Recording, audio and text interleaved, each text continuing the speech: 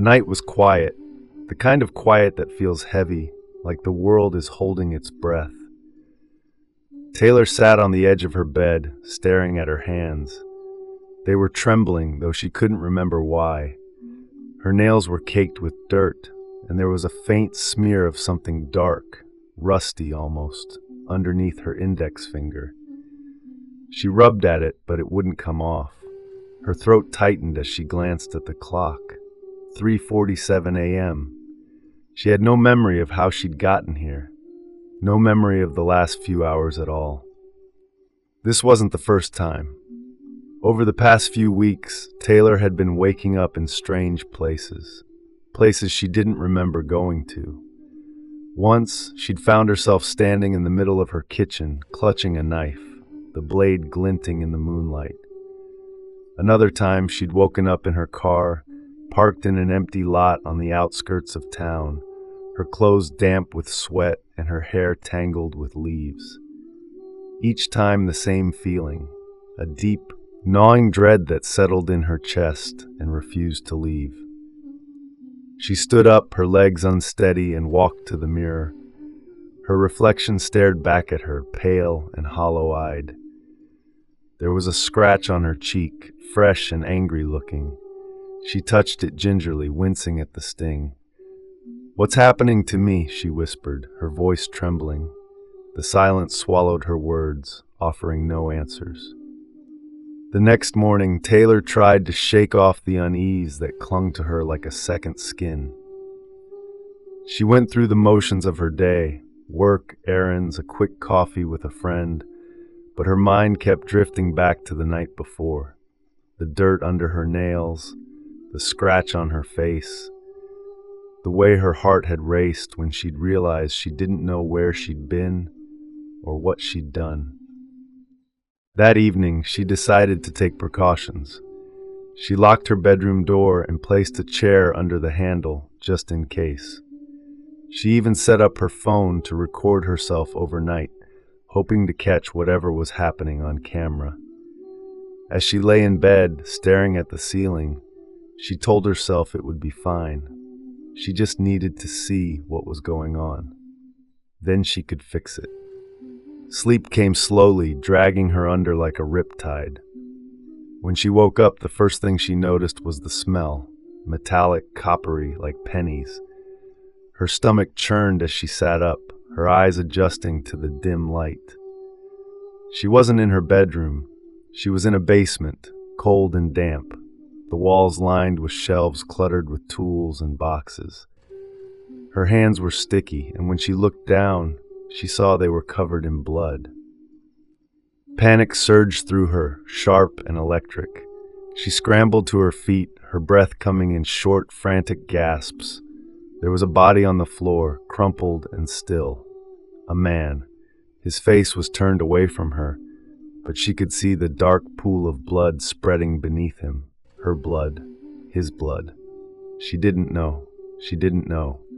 "No, no, no," she whispered, backing away. Her foot caught on something, and she stumbled, falling to her knees.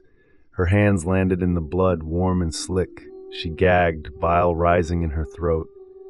What had she done? What had she done? She didn't remember running, but suddenly she was outside, the cold night air biting at her skin. She was still in her pajamas, her feet bare and cut from the gravel. She didn't know where she was going, only that she had to get away. Away from the basement. Away from the body. Away from herself. The days that followed were a blur. Taylor tried to convince herself it was a nightmare, a hallucination, anything but real. But the blood under her nails wouldn't wash away, and the scratch on her cheek was still there, a constant reminder.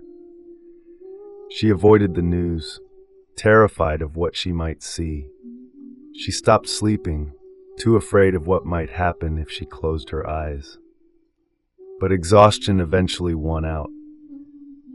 One night she fell asleep on the couch, the TV playing softly in the background.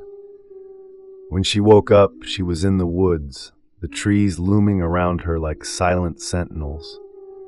Her hands were clean this time, but her clothes were torn and there was a deep ache in her muscles as if she'd been running for hours. She stumbled through the trees, her breath fogging in the cold air, until she found a road. A passing driver took pity on her and brought her back to town. The police came to her door the next day. They asked her questions. Where had she been last night? Had she seen anything unusual? Did she know a man named Daniel Harris? She shook her head, her heart pounding. Daniel Harris. The name sounded familiar, but she couldn't place it. The officers left, but their eyes lingered on her, suspicious and calculating. Taylor's paranoia grew. She started noticing things. Strange looks from her neighbors, a car that seemed to follow her on her way to work. She began to piece together fragments of memories, flashes of things she couldn't explain. A knife, a scream, the sound of footsteps chasing her through the dark. She felt like she was losing her mind, like she was trapped in a nightmare she couldn't wake up from. One night, she decided to confront it. She set up cameras around her house, determined to catch herself in the act. She locked all the doors and windows, barricaded herself in her bedroom, and waited. Sleep came reluctantly, dragging her under despite her fear. When she woke up, the cameras were off. All of them. The barricade was still in place, but her hands were bruised, her knuckles raw and bleeding. She checked the footage, her heart in her throat. The last thing the cameras recorded was her standing in the living room, staring directly into the lens with a blank, empty expression. Then the screen went black. The final straw came when she found a box in her closet. It was small and unassuming, tucked away behind a stack of old clothes. Inside was a collection of items, a watch, a wallet, a wedding ring. None of them were hers. At the bottom of the box was a newspaper clipping, yellowed with age. The headline made her blood run cold. Local man missing. Police suspect foul play. The article was about Daniel Harris, the man from the basement, the man she'd killed. Taylor's hands shook as she read the article. It was dated 5 years ago. 5 years. How long had this been happening? How many others were there? She felt sick, her mind racing. She had to get rid of the box, get rid of the evidence. But as she stood up, she heard a noise downstairs. A creak, like someone stepping on a loose floorboard. Her breath caught. She wasn't alone. She moved silently, her heart pounding in her ears. The house was dark, the only light coming from the street lamp outside. She crept down the stairs, her eyes scanning the shadows. There was someone in the living room, their back to her. A man. He was holding something, a flashlight maybe, or a knife. She couldn't tell. She froze, her mind screaming at her to run, to hide, to do something. But before she could move, the man turned around. It was Daniel Harris. His face was pale, his eyes hollow, but it was him. He was alive. Taylor's scream caught in her throat. She stumbled back, tripping over her own feet. Daniel lunged at her, his hands reaching for her throat. She scrambled away, her mind racing. This wasn't real. It couldn't be real. But his hands were cold and solid, his grip like iron. She fought back, clawing at his face, kicking and thrashing. She managed to break free, but he was faster, stronger. He caught her by the arm, dragging her back. She screamed, the sound tearing through the silence of the house. She could feel his breath on her neck, cold and rancid, as he whispered, "You thought you could get away with it." In a desperate move, she grabbed a lamp from the side table and swung it at his head. The impact sent him stumbling, and she took the chance to run. She bolted out the door into the night, her bare feet slapping against the pavement. She didn't look back, didn't stop, even when her lungs burned and her legs felt like they might give out. She didn't know how long she ran, but eventually she collapsed in an alley. her body trembling with exhaustion and fear. She curled up in the shadows, her breath coming in ragged gasps. She could still feel his hands on her, still hear his voice in her ears. She didn't know what to do, where to go. She was trapped, caught in a web of her own making.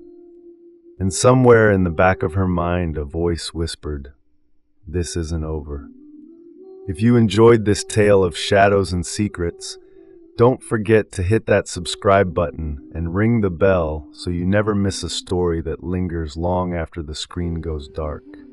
And as you go about your day, remember, the line between dreams and reality is thinner than you think, and sometimes the most dangerous stranger is the one staring back at you in the mirror.